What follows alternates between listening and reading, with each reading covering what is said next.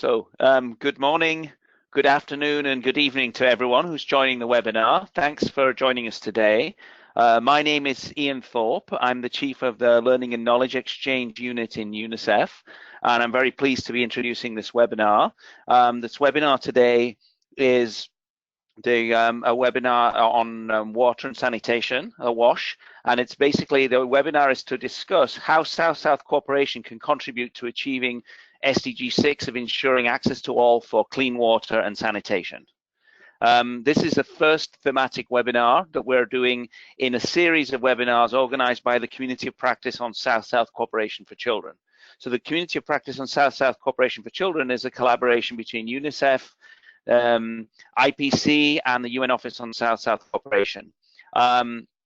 If you're interested to find out about future webinars or to interact on the topic of on WASH or on broader topics relating to South-South cooperation and how South-South cooperation can be used for children, please join the Community of Practice, which is kindly hosted on socialprotection.org. So please join there, and we'll have a calendar of upcoming events. Just to let you know, there will also be an upcoming webinar coming up soon on early childhood development. So just now as a background to today, UNICEF earlier this year published a South-South Cooperation for Children, which highlighted a number of case studies to demonstrate how South-South cooperation can help achieve results for children from different aspects of UNICEF's work. What we're trying to do now is to explore how South-South cooperates today on SDG 6. On water and sanitation for all. But basically, the idea is to show the practical results that can be achieved through South-South cooperation and how that helps our kind of thematic programming in different areas. So we're very pleased today to have a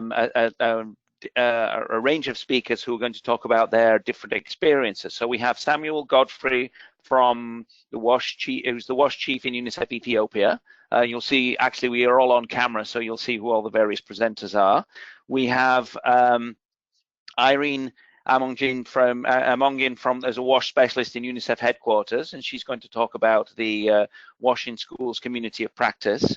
And then we have Ana Maria Graziano and from the Brazil Trilateral and SouthSouth Cooperation Unit of the Brazilian Cooperation Agency.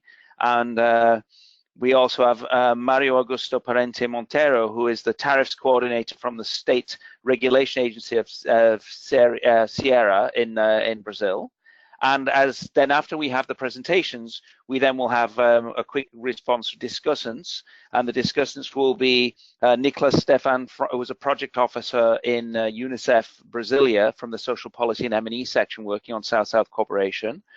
Marta Santos, who is the program manager for South-South Cooperation in UNICEF headquarters, and Naura Mehrin, who is the policy analyst from the UN Office of South-South Cooperation. After we have the presentations and the discussants, we then will have kind of an open discussion. So if you have questions at any point, you want to ask about one of the presentations, or you want to ask more broadly about South-South cooperation and how this can support achieving SDG 6, or how South-South cooperation can help address children more broadly, or about the community of practice, then please feel free to put your questions in the chat bar. So what will happen is your messages will go in the chat bar. We have a moderation team from socialprotection.org who are doing a great job behind the scenes to coordinate all this. They will forward those questions to me, and then I will try to address those questions to the panelists, and we will try to take as many of those questions as we can before the end of the session. If there are any questions that we don't have time to get to, we will collect those and we will try to get those presentations to you afterwards. This session will be, I believe, is being recorded, and so this the recording will be shared afterwards with participants, and also feel free to share it with those colleagues who were not able to attend today. And in addition, we will post the presentations and all the material. So all that will be available for you to kind of look at and review again later. So without further ado, I'm going to pass on to our first speaker. So I'm pleased to ask Samuel Godfrey from the UNICEF office, the WASH chief in Addis Ababa, Ethiopia, to talk about the South-South cooperation experience that they've had together with Brazil. Samuel, over to you. Thank you.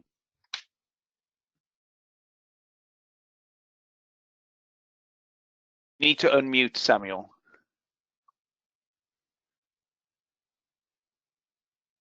Thank you. Thank you very much, Ian. Can you hear me now? Yes, we can hear you. Can you hear me? Perfect. Thank you very much. Good afternoon, and thank you, Ian, and good afternoon, good evening, good morning.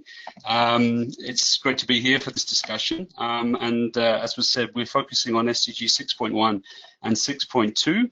And the role that South-South cooperation can play in addressing these two sustainable development goals.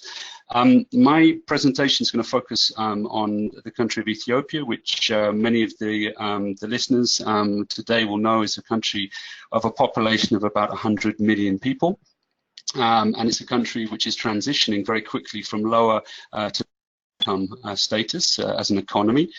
The country has developed a One WASH national program, which is the largest sector-wide approach for WASH in the world. And during the period of 2014 to 2018, this One WASH national program was able to reach 18 million Ethiopians with water and sanitation services. It is a large investment of around $500 million a year for infrastructure. And my presentation is going to talk about the role that South-South collaboration can play in collaboration with different IFIs, private sector and NGO partners in delivering the goals of 6.1 and 6.2. On the next slide, if we can go to the next slide, could we go to the next slide? Thank you. We have outlined here the financing gaps for 6.1 and 6.2 in Ethiopia as part of our efforts to analyze how much money is going to be needed to reach the goals in Ethiopia. We've done a specific financing exercise. And this is showing that in the period of 2016 to 17, approximately $475 million was spent on the WASH sector, which is about 0.71% of the GDP.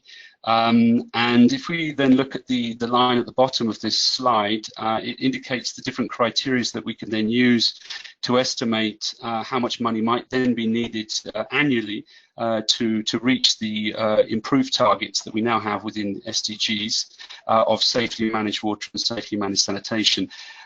We are now looking at Ethiopia at requiring around $3.2 billion per year, which, as you can see, is a considerable increase from the current available expenditure or current available finance that we have in the country. It's an increase from 0.71% of the GDP to, as it says, 4.8%.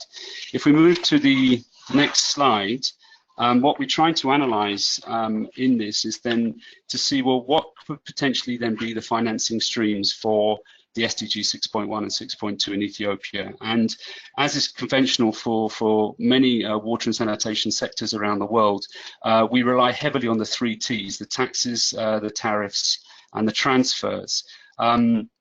And in most developed economies that have very sustainable WASH services and are delivering the SDG 6.1 and 6.2, a very high percentage of the finance that's coming into the sector is coming from the tariffs. At the moment within Ethiopia, the amount coming into the WASH sector is extremely low from the tariffs, and so we need to explore that as a potential avenue of financing for the SDGs. The other areas of financing that we have within Ethiopia for the One WASH national program include public-private partnerships, as you can see sort of going anti-clockwise on your slide. Guarantees, where we're engaging with international private companies to invest in Ethiopia in the WASH sector. Blended financing, where we have various different on-lending facilities which combine both grants and loan for design of different works and different packages. And of course, domestic commercial financing, improving both the efficiency but also the flows of those commercial financing. But the key thing I want to focus on in this presentation is the box in yellow, which is around South-South cooperation and the role that the South-South cooperation can play as a potential additional financing stream for the SDG 6.1 and 6.2 in Ethiopia. And when we say that in terms of financing, we're not just talking about the physical physical funds which could come into the country, but also the flow of technical expertise and also other components which can improve the efficiency of the sector, so that we can reach this 7-fold increase that we need for the SDGs. On the next slide, we talk about the SouthSouth Cooperation that we've had for WASH, and the partnership between Ethiopia and Brazil, which has been a trilateral partnership, which will be explained later on in the presentation by my colleagues in Brazil, has been in existence now since 2015. And is focused on the WASH sector and focused specifically on the support that Brazil can give to Ethiopia and vice versa, and also the role that UNICEF can provide in facilitating that partnership between the two. So what we've learned from the last few years are these points which are on the slide. Firstly, well, what should South-South cooperation be about for WASH? For us, we believe that some of the key things that have worked are the in-country capacity development through various missions that we've received from Brazil to work with government counterparts, but also with private sector in Ethiopia. Secondly, the issue of transfer of technology. Clearly, one of the big challenges facing Ethiopia and many countries in Africa is increasing urbanization. And there is a need to look to countries that have gone through some of the cycles of urbanization and perhaps learned some of the challenges and some of the solutions which could be relevant for a country like this. We are particularly interested and have learned a lot from Brazil in the transfer of urban sanitation technology with the increased development of low-cost housing in urban areas through condominium housing blocks. We have needed to develop new technologies which will help us deal with wastewater, which previously was not a big challenge due to the different type of housing that existed. But now we need to look to Brazil for some of these solutions.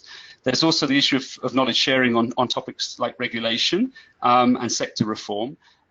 For the One WASH program to succeed, we clearly need to have a much larger flow of tariff, as I mentioned earlier, as a revenue flow to the SDGs, and that can only be achieved by having efficient regulation in the sector.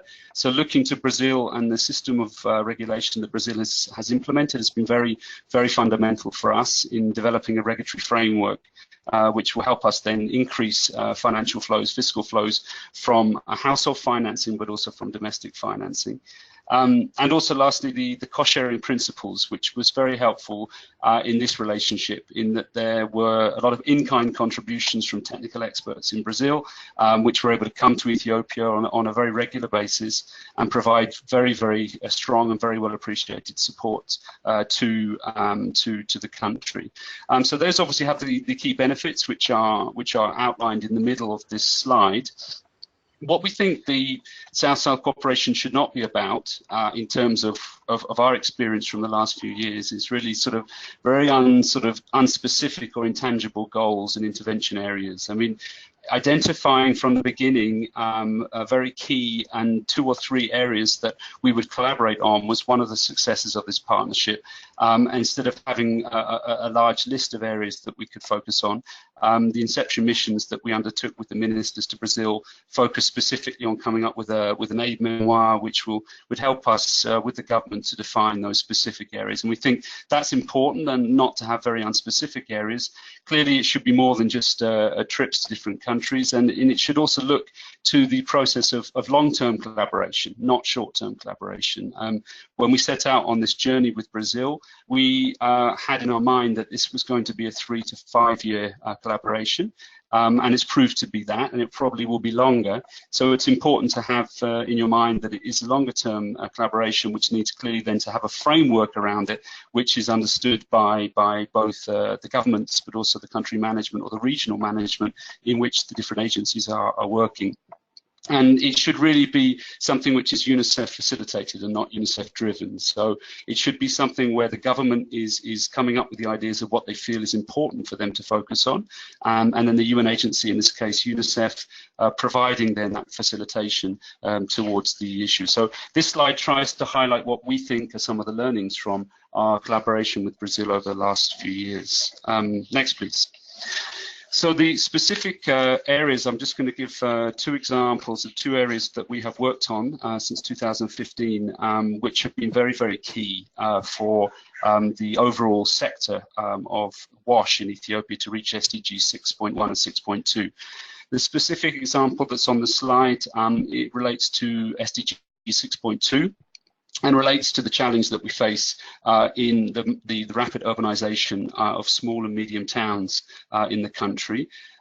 We have, as I mentioned, a very robust and very dynamic policy in the country to develop low-cost housing and to encourage also the formalization of informal settlements in the peri-urban areas of the towns, so that industries and also job creation can be stemmed from those areas. But one of the challenges that these low-cost housing areas have faced has been the frequent outbreaks of acute watery diarrhea, public health outbreaks, which have affected particularly the women and the children. And there's been a need for UNICEF to really look into good solutions in urban sanitation in those areas to try and reduce the potential public health risks for women and children. So we visited a number of sites with the Minister of Health and the Minister of Water in Brazil, and we were very impressed by some of the low-cost condominial sewerage which has been developed in Brazil as a very appropriate sewerage method for Ethiopia. And we decided that the best way to do it was for us to then engage some Brazilian engineers to actually come and do the design work in Ethiopia, and to spend time on site for 2 weeks and take the relevant measurements that they needed, and then to come up with a design for a condominial sewerage system. Based on those designs and those bill of quantities, we then facilitated a tender and selected a contractor and built the condominium sewerage in this area. And that condominium sewerage has been now in operation for around 18 months. We're monitoring it with Brazilian colleagues and looking at now also what are the social and environmental benefits of this system. And so far in this area, this was an area that was frequently affected by acute watery diarrhea, as we call it here, outbreaks. We haven't seen any of these outbreaks in the last 18 months. So it's definitely a particular type of technology which has a lot of relevance. Now, within the country, we are working closely with the other IFIs, particularly the World Bank and the African Development Bank, who are now investing a very large amount of money in this technology to take it into, at the moment, 405 additional sites. And so the replication effect of leveraging this low-cost technology for Ethiopia, not only for this particular site, but for SDG 6.2 is really fundamental. At a very micro level, of course, it was very cost effective. It was very much value for money to work with Brazilian engineers on this, because instead of us having to hire private firms, we were able to get a lot of in-kind technical assistance from Brazil through the SouthSouth Collaboration. So this is the first example. If we go to the next slide, the second example that I want to just highlight in the presentation is the fact that, as I mentioned, there are the 3 T's of taxes, tariffs, and transfers, which are fundamental to achieve SDG 6 anywhere in the world. The water tariff and regulation, which provides one of the most important flows, has been highly underdeveloped in Ethiopia. Only in a few of the urban areas, like the capital city and a couple of the other cities, do we have a form of tariff collection, which is just about equitable to pay for the OPEX costs, for the operational costs of the system. What we want to put in place is a system like, which is demonstrated on your slide, where we have a function and an institutional modality, and we have some sort of economic regulation, which is enabling us then to have some cost recovery and some revolving of finance in the system to then start expanding water and sanitation services to other areas. So through the SouthSouth Collaboration, we have worked very closely with the regulators, one of whom is on the webinar today and will continue the explanation after me. And they have provided some very key advice to us through a number of in-country missions And we've combined also their in-country missions with some other international agencies to also provide the framework for the government to start to put in place a regulatory body, both at the federal level and also at the regional level. In our upcoming phase 2 of the One Wash National Programme, which will begin on the 1st of July, we have a 6-month plan to get all of those 3 agencies in place based on this model. And this will provide, once monitored, a very, very high flow of tariff into SDG 6.1, and we hope also into 6.2, into the sanitation area. So finally, if we just go to the last of my slides, on the next slide, some of the sort of 4 key lessons from our partnership so far, which I just want to highlight. I think the first of those that we've discussed as a team with the government in preparation for this webinar is that we need to match the sort of the political economy and the administrative arrangements of different countries, and so that we can find a suitable match between the ways that each of the economies are planning. So in the case of Ethiopia, we explored and looked at other neighboring African countries for potential South-South, and we also looked at some of the Asian economies. But I think the important message that we got, particularly from the Ministry of Finance, is that we shouldn't look too far ahead. You know, we should look to countries that have already gone further than us, but we shouldn't look too far ahead. We should look to those that have learned recent lessons, and one of the reasons for that is that many of the experts which are still within the public or the private sector in those countries are still available to provide those lessons. If we go to economies which are too far ahead, the people who actually did the job may have already retired and are not available to share their skills. So that was a very important factor. The second thing is that we needed to be prepared to invest time and staff resources in the partnership. Obviously, undertaking initial inception missions was important, but following that, we've had a partnership, and that partnership has been going for 3 years. And we've had to invest both time within the UN family, but also within government to make sure that the partnership works. And we had to be quite cautious about investing, particularly when it came to financial resources, because sometimes the use of finance could actually be detrimental to the partnership. It was important that the partnership was also with in-kind contributions, even if that did sometimes take some time. The third point, just to mention, is the economic partnerships are very important. The Ethiopian ambassador in Brazil and also the Brazilian ambassador in Ethiopia were very key in this partnership, both in terms of facilitating in-country discussions and missions, but also to provide key support with the DAG, in our case, with the Donor Assistance Group, so that they will also be aware of the role that Brazil is playing, even if it's not necessarily appearing as tens or hundreds of millions of dollars of contribution to the SDG 6.1 or 6.2. The technical assistance that's been provided was very, very key in mobilizing and leveraging other financial resources. And finally, just to say that it's an excellent way to expand UNICEF's work into new areas. It's a very good way for us to show the partner governments that UNICEF can bring expertise from outside of its traditional areas of programming. I think what I tried to present in my short presentation today is also some of the key areas that UNICEF is not necessarily that known for, but we do a lot of this kind of work in Africa. And it's important that we can also then partner with countries like Brazil to show the added value that we can make through partnership. So many thanks, Ian, and I'll stop there. Thank you. Great, thanks.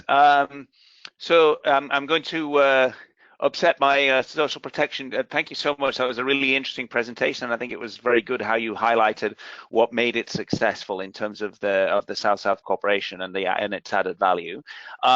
We have some questions, but I'm going to take those a little bit later. Now, I'm going to upset my colleagues from the who are dealing with the slides, but we just had a quick chat here, and I think it would be good actually to change the order of the presentations and to try now to go to our colleagues from ABC Brazil to talk about their experience with this project, rather than to have Irene at the end, because this is talking about a separate project. Because I think what's really interesting is to hear the side from Ethiopia, and now we will hear the side from how it is from the Brazilian side to be engaged in the same project. So Ana Maria, are you ready, and could you take us next? Yes, I am. Can you hear me? Yes, we can hear you. Okay. Thank you, Ian. And thank you very much, Samuel, for the very interesting and insightful presentation. So first of all, I would like to thank you all for inviting me to this webinar. It's really a great opportunity to share our experience in South-South cooperation, and specifically in the WASH sector. I think from our side, the Brazilian side, we will complement each other with my colleague Mario, because while I'm going to focus on the wider context of South-South cooperation, and specifically Trilateral South-South cooperation, then Mario will go into more details about this specific project with UNICEF and Ethiopia. So my presentation actually has the objective to provide you with an overview of the Brazilian South-South cooperation experience, and looking at the objectives, scope, main actors, some key features, and the opportunities that we see in this modality. So we can go to the next slide already. Thank you. But first of all, let me talk a bit about my organization, the Brazilian Cooperation Agency, ABC, which is a department of the Ministry of External Relations, and it is responsible for coordinating, executing, and evaluating the Brazilian international cooperation. And since 2016, we have also included in our mandate the humanitarian cooperation as well. To fulfill our mission, we do our work in accordance with the Brazilian foreign policy and the national development priorities of our partners. Currently, our technical cooperation we have four modalities: bilateral, trilateral, which is the focus of my presentation today; regional, which means within regional organizations such as Mercosur; and decentralized, among municipalities or specific regions within the country. Next, please. And yeah, I would like to mention to you that last year we just celebrated our 30th anniversary, and we are very proud of our history. The Brazilian agency was actually the first international cooperation agency officially established in a developing country, and today we have over this period, we have implemented about 3,000 projects with 108 countries, and involving almost 150 Brazilian institutions. So this is just to give you a sense of the scope of our action. Next, please. So now, looking into the details of the trilateral cooperation, first of all, it's important to say that since 2009, so just a decade ago, we have started some structured trilateral cooperation program. So what we do is not an ad hoc initiative based on demands, but we have structured programs with key partners, being them developed countries such as the USA or the European Union and others, and as well international organizations such as the case with UNICEF. And for us, for the Brazilian government, the trilateral cooperation is it's a very important modality which is complementary to the bilateral one and has some key elements that I will explain to you later, just in a minute. And we rely on very clear comparative advantages offered by our key partners. We are very creative in terms of implementation arrangements, and I think one key feature really is our flexibility in terms of arrangements, roles and responsibilities played by the different actors. Next, please. So I think now going to the main features of our cooperation, the first point I would like to highlight is that trilateral cooperation for Brazil is actually has gotten embedded the South-South cooperation principles. The main one being the active participation of all actors throughout the project or throughout the initiative. So I think most of you, or maybe all of you, are very familiar with these principles. So I'm not going to go into more details on that. But I think it's important to highlight two of them, which are the joint implementation of all actors and the shared governance. So the shared governance, it's a strategic kind of principle, which means that all decisions are taken, are made together by the actors. So the Brazilian government, the partner government, and the other partner, being it a developed country or an international organization. So for us, this is really key because it's a way a concrete way to ensure horizontality and inclusive partnership. On an operational level, for us it's very important to foster and to guarantee the joint implementation. And I think from Samuel's presentation, it has already been clarified what it means in practice. So when we plan for a mission, the all preparation work and the mission itself, and then the evaluation about the mission, the follow-up actions, all these activities are jointly implemented, and they really count on the expertise and the knowledge of all the partners. Next, please.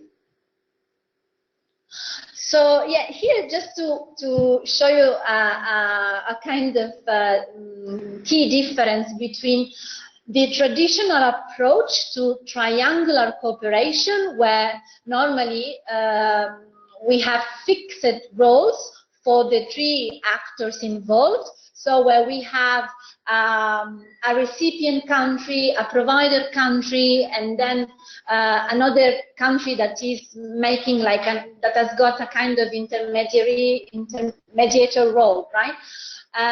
For us, instead, the trilateral cooperation, and we use a different word, trilateral, also to stress this difference in conceptual terms. For us, the roles among the different partners are much more flexible. We don't consider our partner countries as a recipient country. Instead, we really highlight the mutual benefit that this kind of cooperation can provide to all the actors involved. So we are very well aware that we have, as a Brazilian government, something to offer in terms of expertise, of experience, but at the same time, we really appreciate the experience and the expertise of our partner countries, and we really focus not only on the results but also on the process. So we think that there's a lot to learn in the process. Next, please. So in terms of typology, just to tell you that, as I said, we have trilateral cooperation with developed countries, being them a developed or a developing country, then with international organizations, and then we have a new type, which is this trilateral +1, when we have 3 countries involved in a specific initiative and another external actor expanding the initiative. Next, please. So just to now focus on some characteristics related to the scope and the actors. For us, in terms of objectives, it's very clear that trilateral cooperation can really contribute to enhance the global partnerships for the SDG, for the 2030 agenda. And in terms of scope, our main area of implementation is actually, as Samuel also stressed out, is the capacity development of our partners through knowledge sharing and experience exchange in a very honest way, pointing out not only the successes but also the difficulties, the challenges, and also the mistakes that we made. So we really believe that through this very honest exchange that it's possible to foster autonomy of the actors involved. And another very key element is that our cooperation is implemented by civil servants, both from central and local government institutions. So like Mario is coming from a local institution from a Brazilian state. So there is a wide range of actors, of expertise that we can rely on, and they provide not only technical knowledge, but also political insight within the public administration. So we think that this is really an added value of the very broad range of actors that we can involve in our initiatives. Next, please. In terms of comparative advantages, it's very clear that for us, especially with international organizations, our partnership with them allow us to rely on new resources, both in terms of technical resources and financial resources.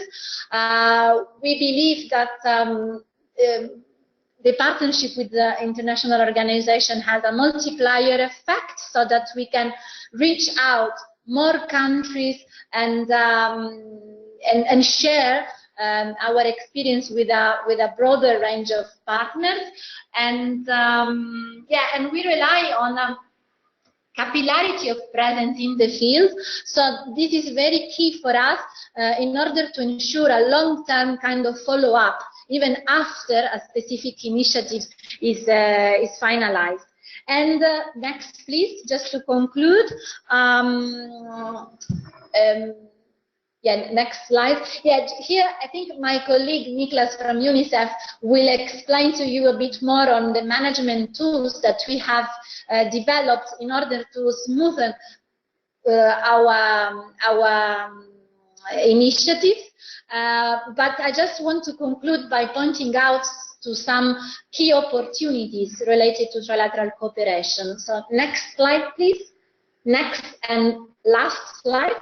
So yes, so for us, this kind of cooperation has proven to be very effective to foster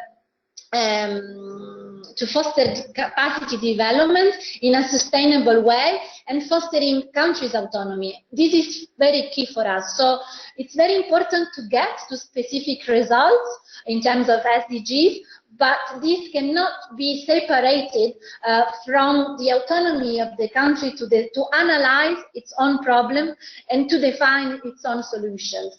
And very lastly, I think one very important opportunity of this kind of cooperation is to promote this integration between political dialogue, advocacy on one side, and capacity development on the other side. So political and technical elements are very much intertwined, and they reinforce each other in order to achieve our results. Thank you very much. Thank you, Ana Maria. That was great. I think it was really good to have an overview of Brazilian cooperation through South-South and Triangular Cooperation, and also for you to go over some of the real lessons learned about what makes this effective, and based on your long experience in this area and being a strong partner of UNICEF in this area. I'm now going to ask Mario to speak, to give the perspective of the state regulation agency, of the technical partner that was working with Ethiopia, so we can hear a little bit the other side of that same story in terms of how the South-South cooperation worked and the kind of challenges and opportunities and results achieved from their perspective. Mario, are you ready to speak? Yes, I'm ready. Great. Please. The slides, please. Oh, well. Initially, I would like to thank you for the invitation to present some remarks on our participation and expectations on the South-South Cooperation Initiative. I work for ARCI, which is a subnational regulatory agency. We are in Ceará, which is northeastern Brazilian state.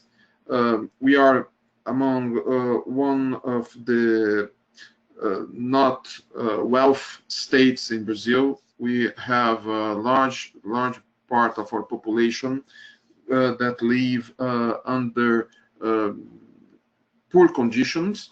So, and we geographically also suffer with some constraints. For example, we faced during the last 6 years, we faced a huge drought, which has some implications on our service provision of water supply. So it's important to present ARCI, which is not only dedicated to regulate water supply and sanitation service. We also regulate gas distribution and intermunicipal road transportation. So we are a multi-sectoral agency. Specifically about, please, the next slide. Specifically about this cooperation process, ARCI was invited to take part in this process due our experience in regulation of water supply and sanitation service. We are doing this during the last 18 years. We are among the first Brazilian regulatory agencies of water supply. It's important to understand that in Brazil, the institutional framework establishes that water supply is a local interest service. I mean, the federal government is not in charge of regulating these services. So, do this, we are in charge of regulating the water supply provision in all the 150 municipalities in Ceará. It's important to understand that we have many poor municipalities that are not able to regulate the services that are handled there. So we are taking this role for us. If we give a look at the Brazilian Constitution, these services, the regulation of these services would be, it is an attribution of municipalities. But due to their poor conditions, state level regulatory agencies are doing this job.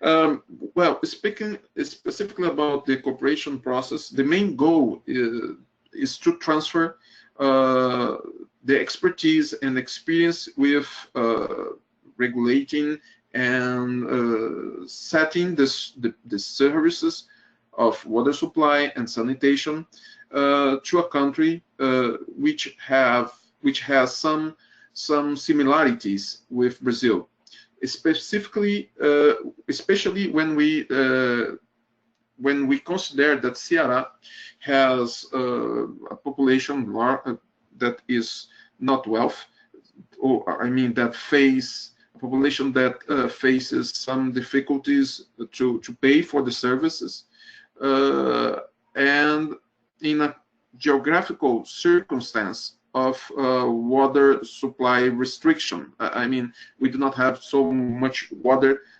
We have to bring water from, for example, to the main city. The water is brought from 300 kilometers away. So we have some aspects that make our experience worth it to Ethiopia.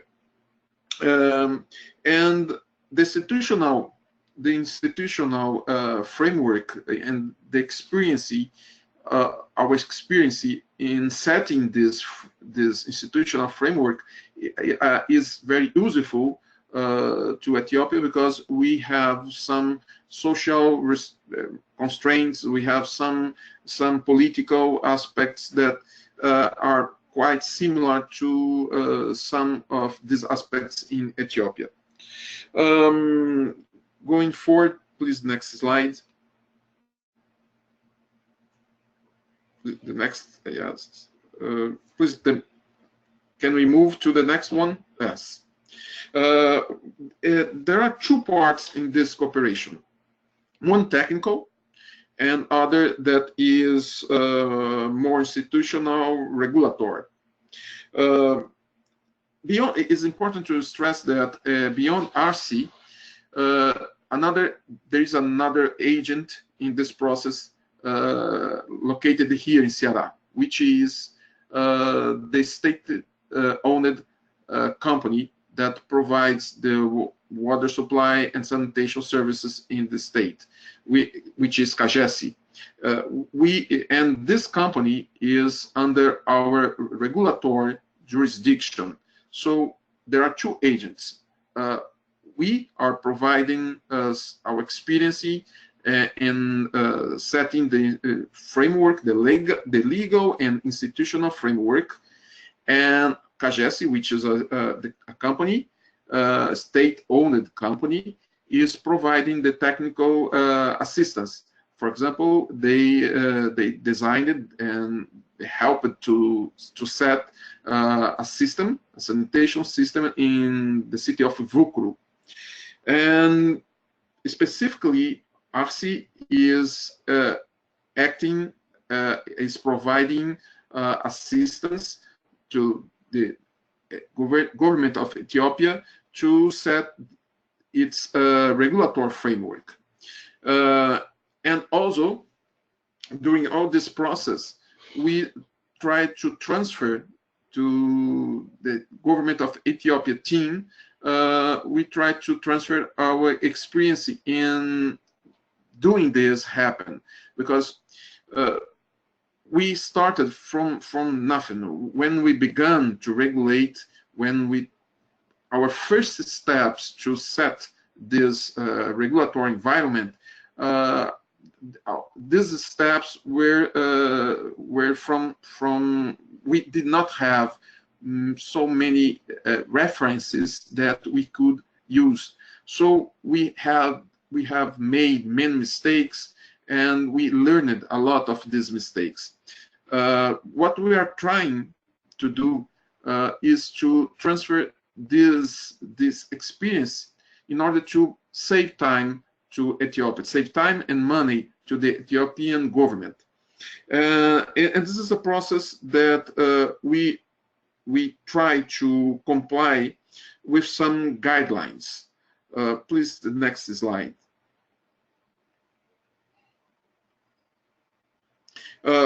Which guidelines are these?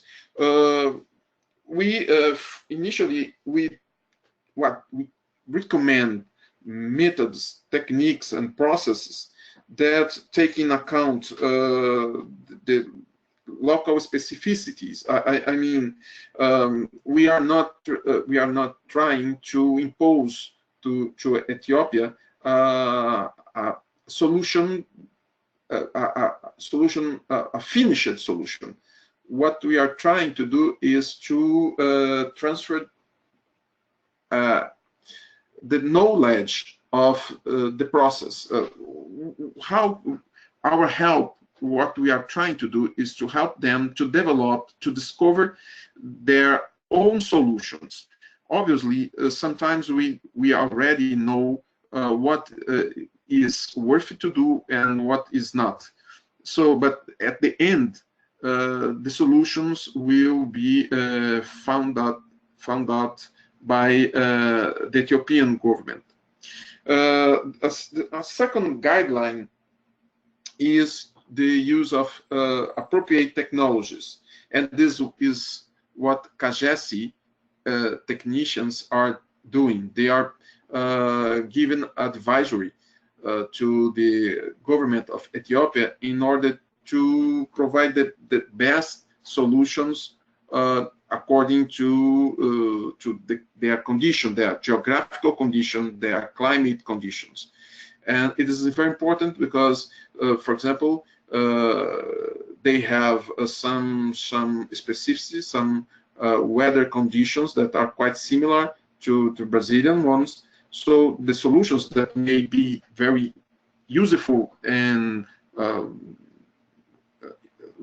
in places which there is a lot of water may not be so useful in other circumstances. And it's exactly these aspects that the technicians of the state-owned company of water supply services is what they are trying to do. The third guidelines is to emphasize the efficiency and economic sustainability. As Samuel has told before, there are three trees: tariffs, transfer, and taxations. And it's important that the water supply services are self-sustainable in terms of financial resources. Obviously, as in Ceará, Ethiopia has a population that faces some difficulties in terms of payment capacity.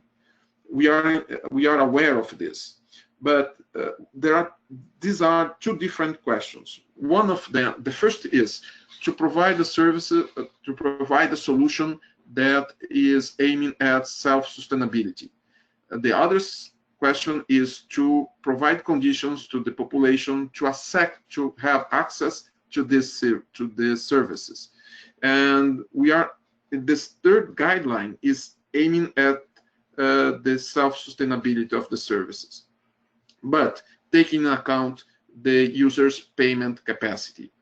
And it's very important to stress that we are not aiming at short-term solutions. We are aware that some of these solutions have to be implemented during many years. We do not expect short-term solutions. We have results. We know that these results will take some time to be available.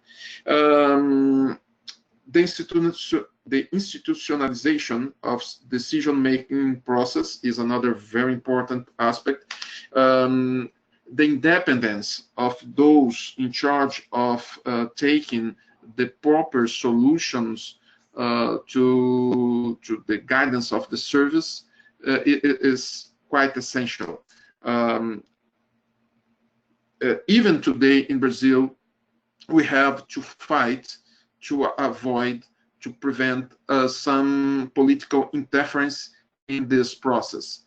And this is something that is essential because the service provision, it has to aim at long term. It is something that is about many different generations. So the solutions and the policies that are adopted now have to aim at the future, at the the coming generations. And sometimes the decision-making process, political decision process, has or takes in account some variables that are not aligned with these long-term goals.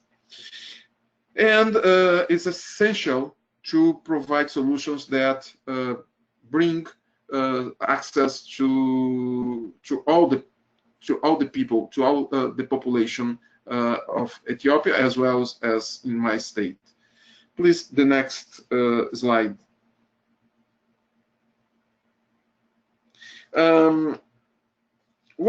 What are our expectations?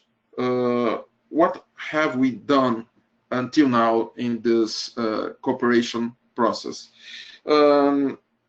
We expect to define the roles of the different agents, the different actors related to the provision of the services of water supply and sanitation.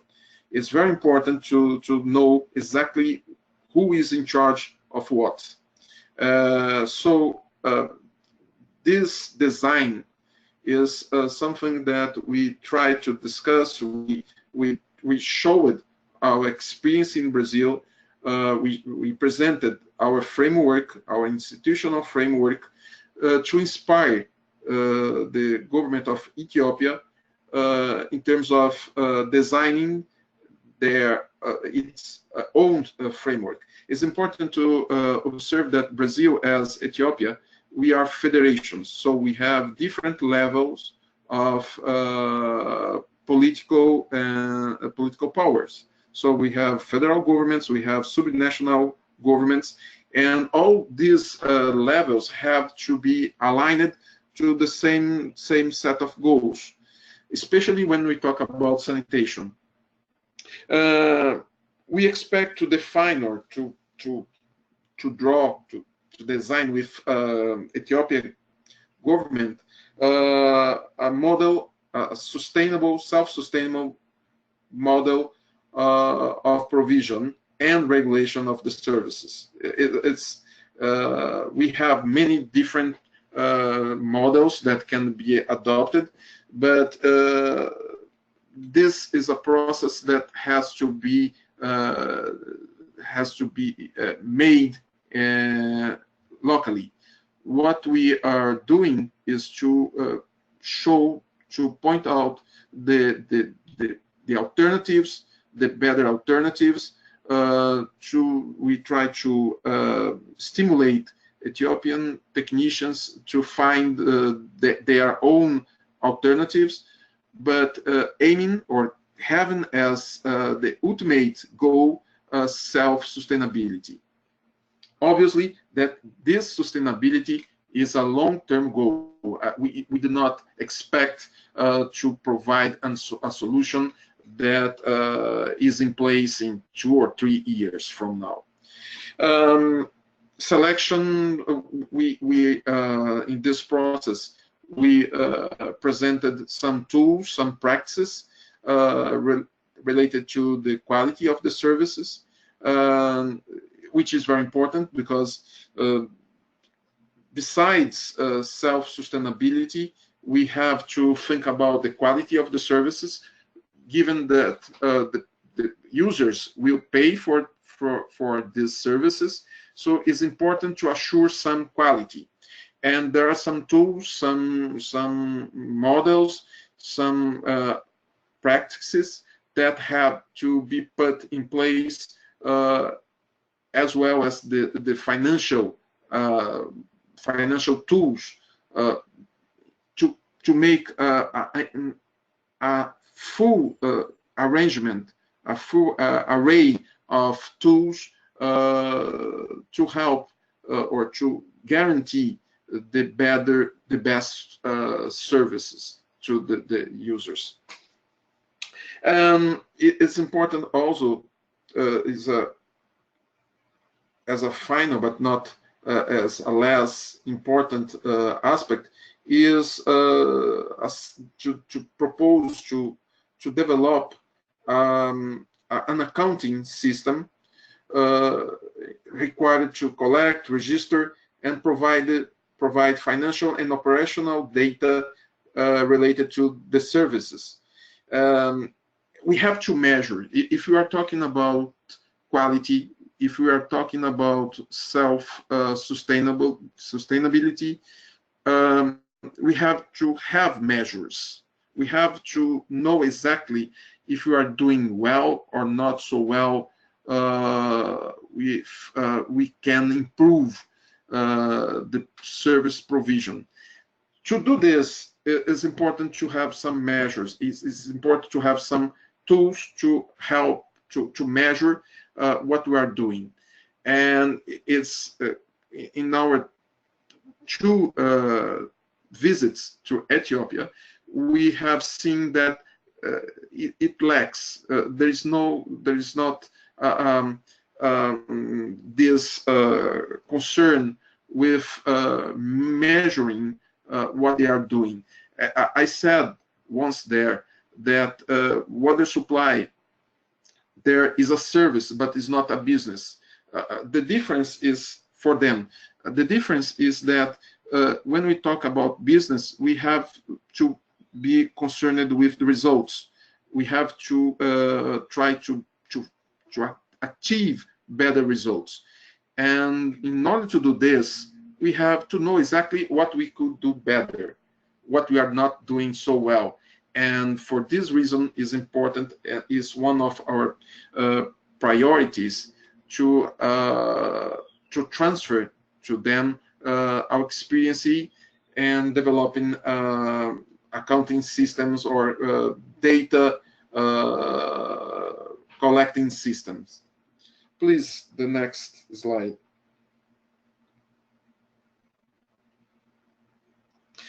Why are we there? Why ARCI?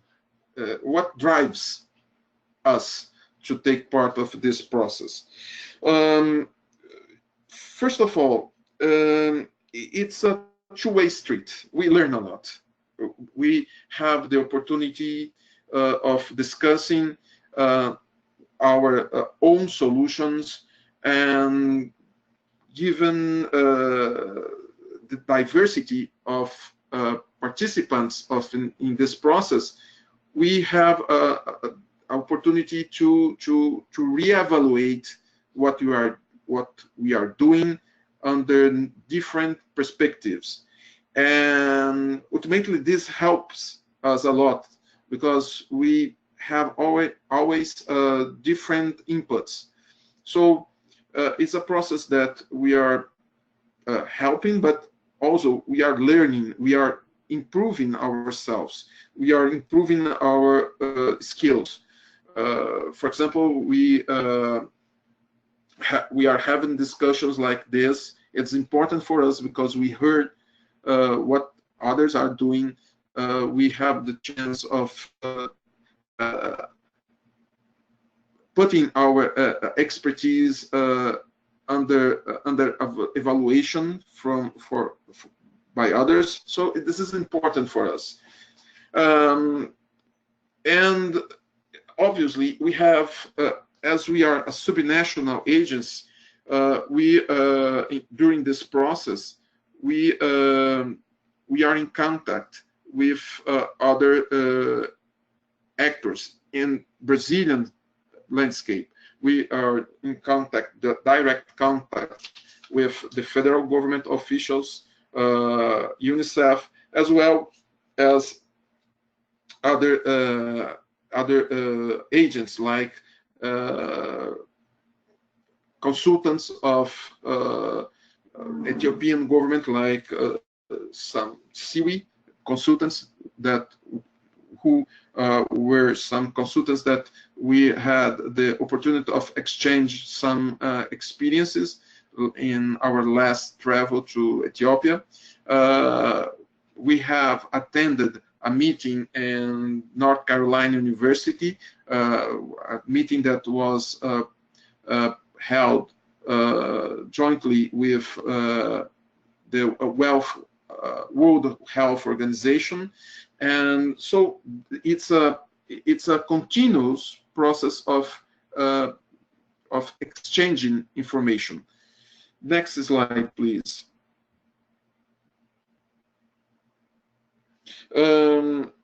Finally, it's important to understand this. We are in Brazil. Regulation in Brazil is in process. I mean, we have many steps that are still to be taken. There's until now there is a lot of discussion about the role of subnational agencies and the possibility of taking part in this process help us to consolidate our position in Brazilian scenario. It's a process. As I said before, we are working with regulation during the last 18 years, which is not so much. So 20 years ago, there were few regulatory agencies in Brazil. So this is we have still the regulatory process being setting in Brazil. We have to understand that despite many advances that we have, we still have to be consolidated in many different levels. And the possibility of cooperating with the federal government is important for us as a subnational regulatory agency. And at last but not at least, for us, the staff of RC, the cooperation is important because it is a professional challenge, is an opportunity to make a difference with their work. It's sometimes, imagine this, if we are successful here in Ceará, things will flow normally, and there will be not so many opportunities of developing new solutions. And for us, professionally, it's important to be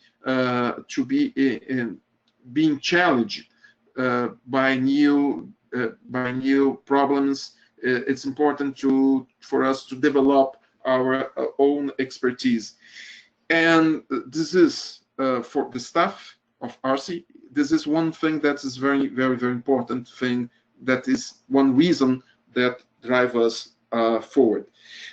Please, the final slide.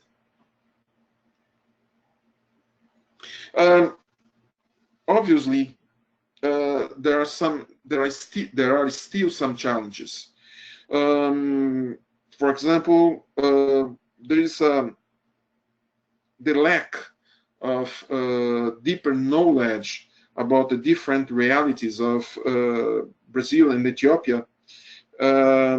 This is something that jeopardizes our work because we have few opportunities of going to Ethiopia. We spend there few days, so we are not able to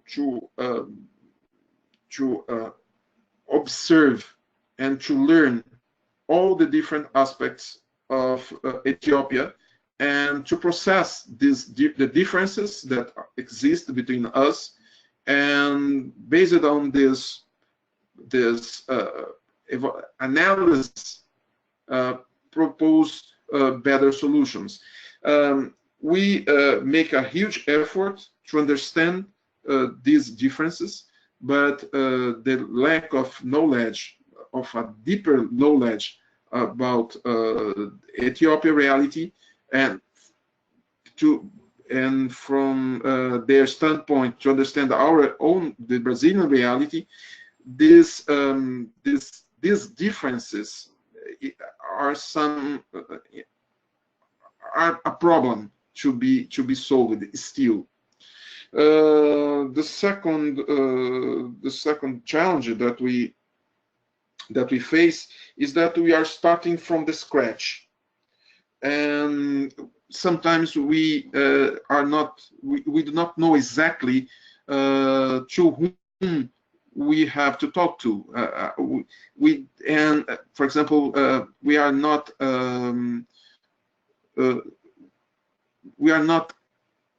aware of the actors within the Ethiopian government. We know some, but we do not know exactly who of them are in charge of doing what. And this is something that harms, or that may add some difficulty to our work, because it should exist more a more assertive attitude from the Ethiopian government. Sometimes we feel that there is some hesitation from them, and this is not helpful.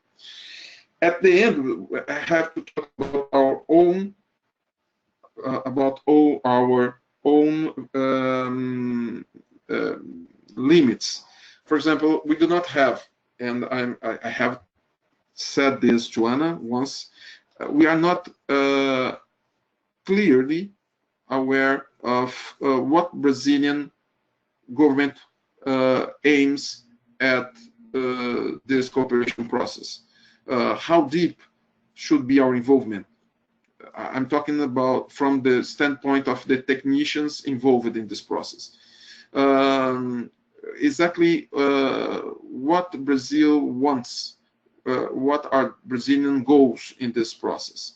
Because, for example, how long we will be involved there? Until now, we do not know exactly this. In my personal opinion, to sum up my remarks, there could be some more interaction with the government of Ethiopian team. For example, there are many steps related to there are many aspects related to the steps that had to be taken, which are worth to be discussed. And we are in contact with Ethiopia basically when we go there. We could be more demanded. We are here available to them. We are at their disposal, but we miss some more interaction with Ethiopian government. Obviously, despite the difficulties, we believe that this is a very positive process that can be obviously improved. I end my presentation. Thank you all. Beg your pardon, but because my English is not so good, I do not have so many chances of discussing these questions with English people, with people in English. So beg your pardon, I did my best. But the main ideas are presented in the slides, and I believe that you can extract from them some lessons, some good ideas. Thank you very much, and I end my remarks here. Great, thanks, Mario. Thanks so much for giving the perspective from the side of Brazil, and I thought it was particularly interesting, kind of when you talk about what's in that for you in terms of the kind of also professional development and interest of your staff. So that was really great. We have one more presentation. Please do continue to send in questions. I'm collecting questions. We're running a little bit behind schedule, so we may not get to all the questions, but we will share them with the presenters and try to get back to you afterwards. And so now we're going to have Irene from the WASH team, who's going to talk about a different kind of approach for cooperating across countries, which is the WASH in Schools community of practice, which connects together UNICEF and partners around the world to cooperate in this topic. So please, Irene, please go ahead if you're ready.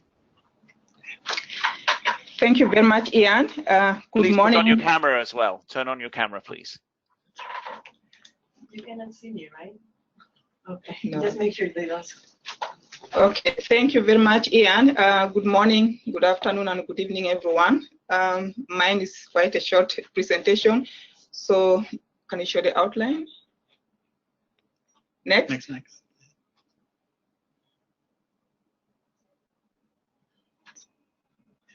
Okay, so this is the outline of the presentation. So we are going to look at the community of practice for WASH in schools. What is it? And then we'll look at why the community of practice was established and how does it operate and what are some of the program goals that have been achieved through this community of practice. And then we'll look at some of the lessons that we have learned over the last couple of years. Next.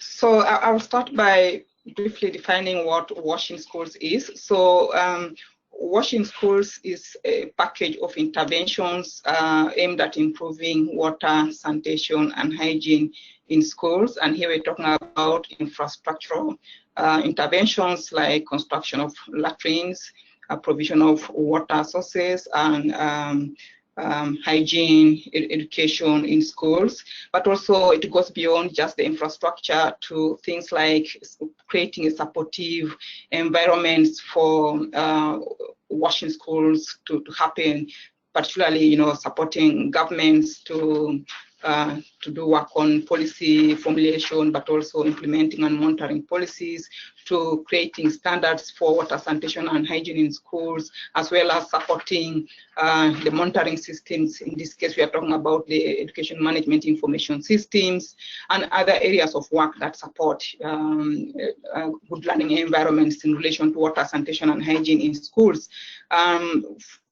From UNICEF, we have a presence, or we are working on WASH in schools in over 90 countries, and most of these countries are developing countries and middle-income countries, but also these are countries where we have most of our partners who are on this community of practice working.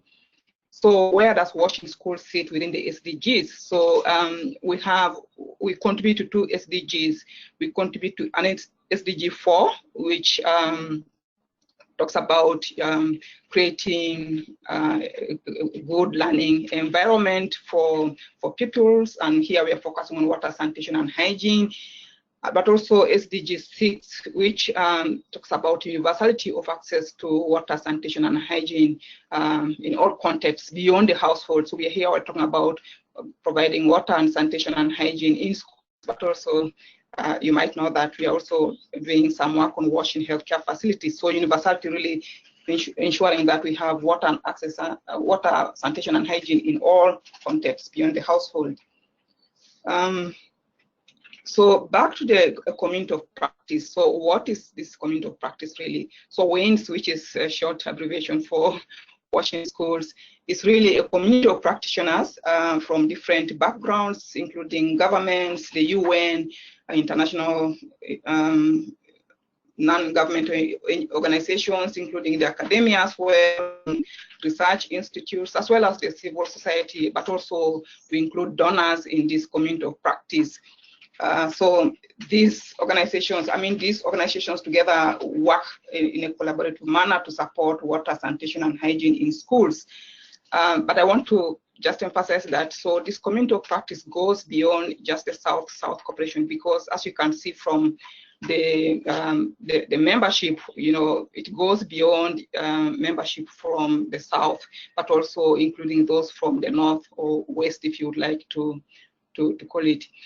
So this initiative of washing schools community of practice started way back around 2010, and initially it was really, practitioners connecting via email, but also face-to-face, ad hoc meetings, because there was no clear way of them engaging on issues on washing schools.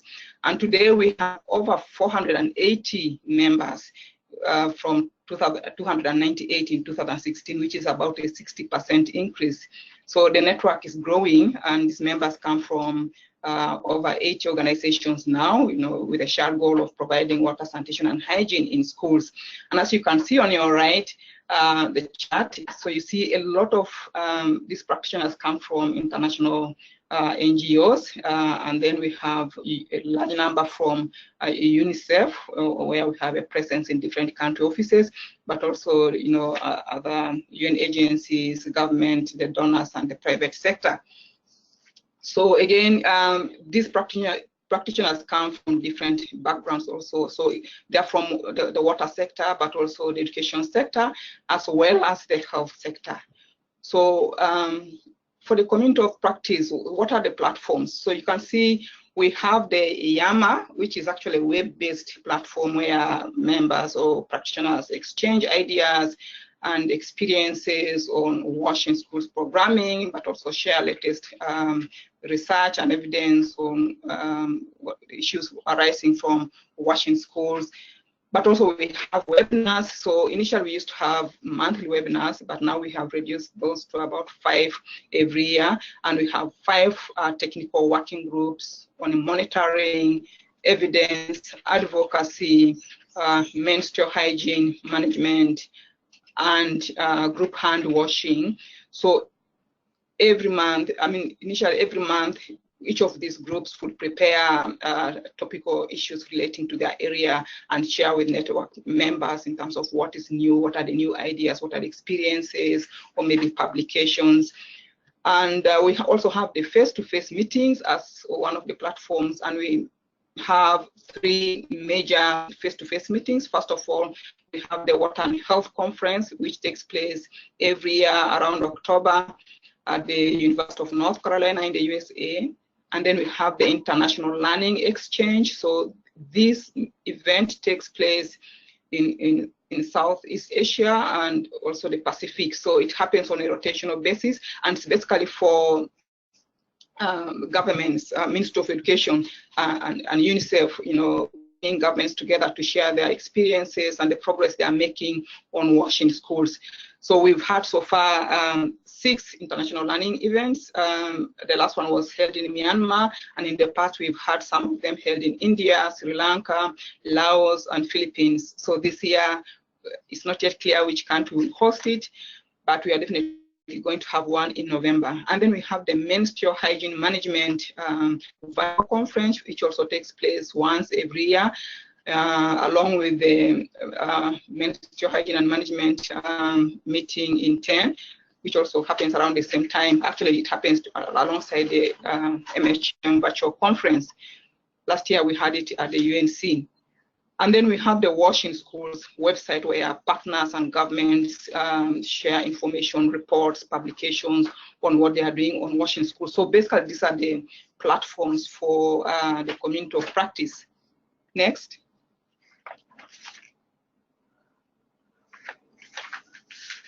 So why the community of practice? Why did practitioners think about, getting together a community of practice?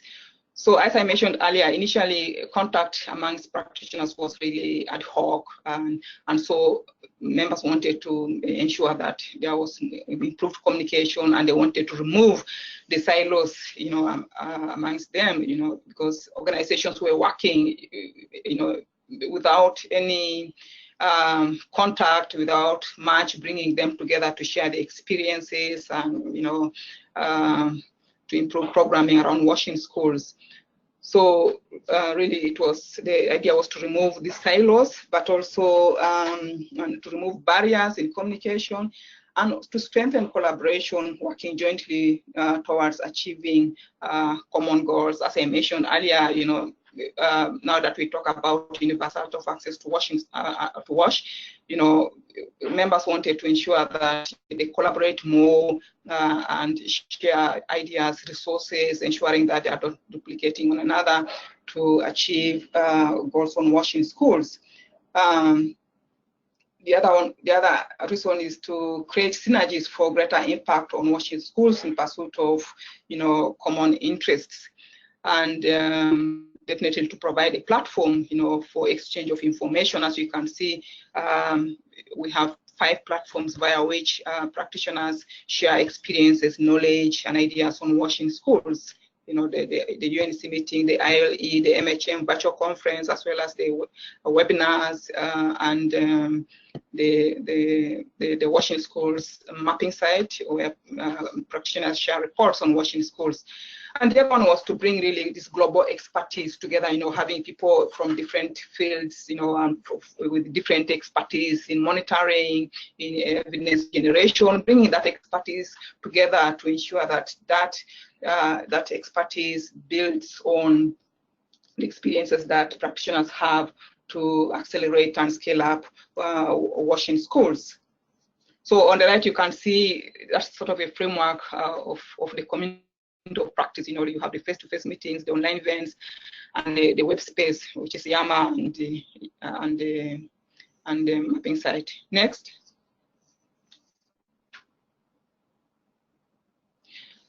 So how does the community of practice operate? So I think this is where I want to talk a little bit about the elements of South-to-South cooperation. So the community of practice basically links practitioners and organizations across, national, regional, and global levels using the platforms I mentioned earlier, the Yama and the webinars and the face-to-face meetings.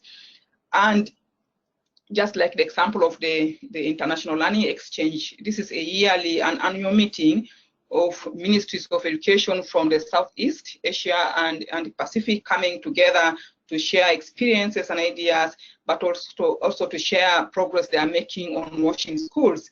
And they do this by sharing videos, sharing live examples of the activities they are doing on washing schools, sharing PowerPoint presentations of the progress they are making, the innovations around washing schools, and showcasing technology that they are using to accelerate and scale up washing schools.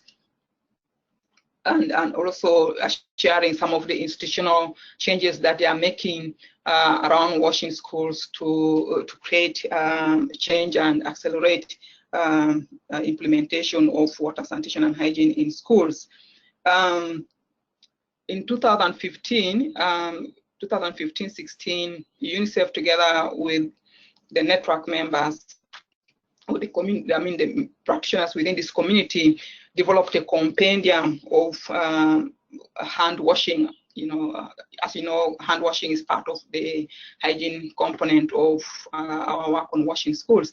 So we developed a compendium on washing schools that showed, the different simple technologies that different countries from the South, where we have washing schools programs, used to demonstrate how hand washing can be promoted in these countries. As you might know, most of these countries, the LDCs don't have, some of them don't have a lot of resources to provide, highly technical, infrastructure on hand washing. So the idea was to demonstrate that you don't have to use a lot of resources to provide hand washing facilities, but you use simple technology solutions to ensure that children have facilities to wash their hands after critical times, like after using latrine, before eating food, and after eating food. So this is an example of where really 15 countries came together to pool, these simple solutions on hand washing to share with the rest of the community, and for purposes of replication. But and then through these international learning exchanges, but also at the UNC Water and Health Conference, the 5 technical working groups share, the work they are doing, for instance, on monitoring. So an example is Philippines and Indonesia, where governments have strengthened their efforts to improve the education management information systems to include water, sanitation, and hygiene, and to ensure that the work on water, sanitation, and hygiene is monitored in schools. And they do this by using the reward system, ensuring that, for instance, schools that are implementing water, sanitation, and hygiene are rewarded for the work they do, either by receiving a certificate of performance. And in Indonesia in particular, they actually tie, the receipt of grants to the performance on washing schools. So they review your education management information, and when they see that you have you're monitoring washing schools and you have washing schools within your school activities, so you're likely to receive grants if you show evidence that you are implementing water, sanitation, and hygiene in schools. So within the Water and Health Conference at the University of North Carolina, a lot of innovations are showcased by different organizations, for instance, washing facilities, but also fabricated toilets to promote and ensure that all schools have water, sanitation, and hygiene facilities, and then the YAMA webinars and the mapping site.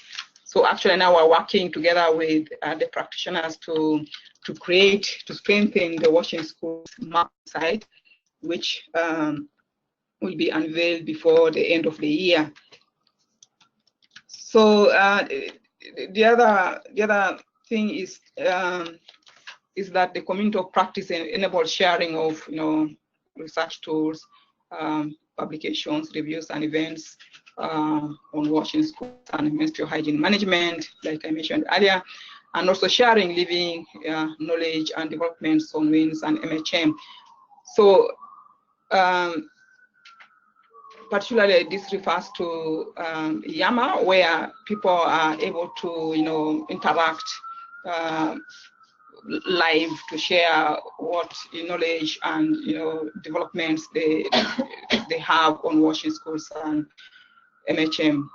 The other thing is to enabling practitioners to seek ideas and solutions to and share their successes. So YAMA in particular enables practitioners again to ask questions and to be able to receive back. So we have a moderator within UNICEF who actually facilitates this exchange. So if, for instance, somebody asks for information or on tools for research or for developing some ideas, the facilitator will then facilitate the process to ensure that the person who is asking for this information is connected to other practitioners who might be able to provide that information. And lastly, the community of practice does provide, platforms for making announcements, but also alerting practitioners to future meetings and events. Next.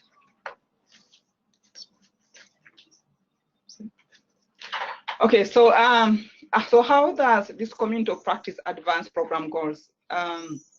One of the greatest achievements so far is the uptake of the 3-star approach. So the 3-star approach is an approach that was again developed between UNICEF and the practitioners from different organizations to promote simple technologies to promote wash in schools. So within UNICEF, but also many other organizations who are part of this community of practice, the 3-star approach has been taken up as an approach to scale up washing schools. And in fact, some organizations have adapted the 3-star approach to their own approach. Some organizations have a 5-star approach, a 7-star approach, but the concept is basically the same, to ensure that, countries, especially those with a few resources, use simple technologies to promote water, sanitation, and hygiene in schools with a focus on group hand washing, which is a key component of the 3-star approach.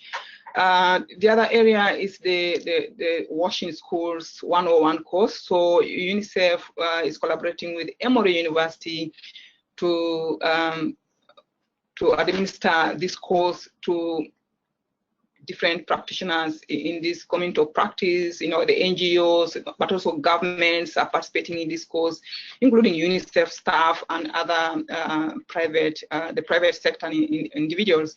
So this course is really meant to improve the capacities and strengthen the capacities of practitioners to be able to provide better quality services on WASH in schools. And so far, over 500, I think now it's over 500 participants have taken this course, and most of them are from Asia and the Pacific. I guess this is mainly because of the sort of South-South cooperation, which is much stronger within those regions, given the international learning exchange which they have on annual basis.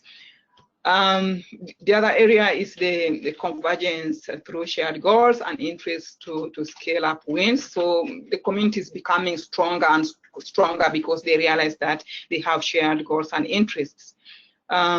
The other area is the call to action for WASH in schools, which was born again out of the community of practice that comes together through these different platforms. So the call to action was actually established in 2012, and on the right you can see the 6 points of action for WASH in schools around monitoring, setting minimum standards for WASH in schools, engage at scale, and in stakeholder engagement, and contributing evidence, and raising the profile of WASH in schools. So these are the areas where the community of practice felt that the WINS practitioners, the WASH in schools practitioners, should take action on to be able to scale up WASH in schools, because the community of practice realizes, the practitioners realize that for us to be able to reach all schools with WASH facilities, we need to focus on these 6 areas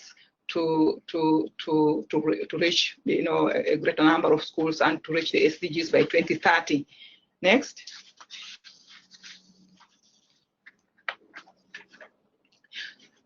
The other area is the operations and maintenance costing. So this was developed by GIZ, one of the organizations within the community of practice.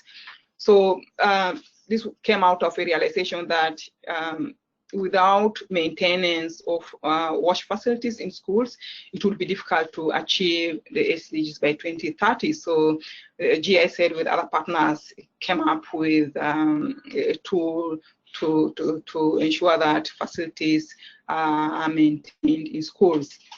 And the 5 technical working groups is one of the achievements of this community of practice. So within this community of practice, we have this the advocacy group, which actually developed the call to action for WASH in schools, and then we have the monitoring group that developed the core questions and indicators for monitoring WASH in schools, which was completed in 2016. And the research group, so far we've had 2 major evaluations with Emory University, where we investigated or evaluated WASH in schools programs in 2 countries, but also the MHM, the Ministry of Hygiene Management virtual conference, and the MHM in 10 is one of the achievements for this community of practice. So the other area is the Advancing WASH in Schools Monitoring Report, which was produced in 2013, but this is going to be replaced actually with the SDG baseline report, which UNICEF together with governments have been working on since last year. So this year we'll see a WASH in schools baseline report showing where we are in terms of water sanitation and schools in over 90 countries that provided data. And lastly, the revision of the minimum standards for WASH in schools. So again, we are working with practitioners and WHO to review the WASH in schools standards, the global standards for WASH in schools, so that this will inform or guide national governments to produce their own standards for WASH in schools. Last slide. So So these are some of the lessons we've learned from this community of practice. So one of them is the strong leadership from UNICEF for this community of practice, which has been instrumental for its success. And also, the diverse skills from different backgrounds, which provide, a common knowledge base from which the practitioners can tap from to accelerate, their washing schools programs through the testimonies, but also through the showcasing of technologies, ideas through these various platforms. And the other thing is the open sharing amongst the practitioners, creates an atmosphere of trust, which strengthens, genuine collaboration and cooperation amongst practitioners. And definitely, through these various platforms, practitioners now spend less and less time searching for knowledge, information, and experiences from different countries, because you have everything within these platforms. So you just on Yama, and somebody quickly responds to your question. If you're looking for tools, or if you're looking for certain reports, you can easily find it online without going through so many channels. And then the other one is, these platforms encourage real-time, rapid, informal dialogues and problem solving. And definitely, the continuous exchange of information, knowledge, and expertise, which creates an atmosphere of motivation among its practitioners to drive towards achieving SDG goals. Thank you. Great. Thanks very much. Thanks very much, Irene, and thanks for sharing that a different example of how you can have multi-country collaboration through South-South Cooperation in a kind of a different modality from that was the more kind of bilateral, trilateral approach that we showed earlier. So thanks for that. I think this has been a really interesting download of information. We've heard a lot about both the technical aspects of the programs and also what makes them work in practice in South-South Cooperation and the value it adds. I think, unfortunately, we're out of time because thank you so much for staying with us. We're already running 10 minutes over, and I know that the platform actually has to close down. So unfortunately, we're not going to have time to do the question and answer now, but we did have your questions. And what we will do is we will post them in the online community afterwards with their answers. We had a number of questions. I'm just going to give a highlights of what they were. A little bit about, well, the Angola office wanted to know how can we reach out to Brazil and partner with Brazilian ABC, so we'll help put you in touch.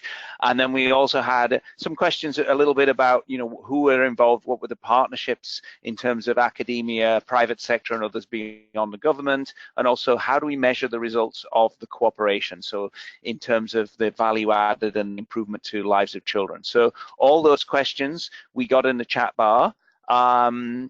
We don't have time to address them now, unfortunately, because I think we've had so much rich information, but rest assured we've captured all those questions and we're going to share the answers individually with those that asked them, but also we're going to post them, the questions and answers, into the community of practice along with the recording of this webinar. Thank you so much to everyone. Thanks to all our speakers for such interesting presentations.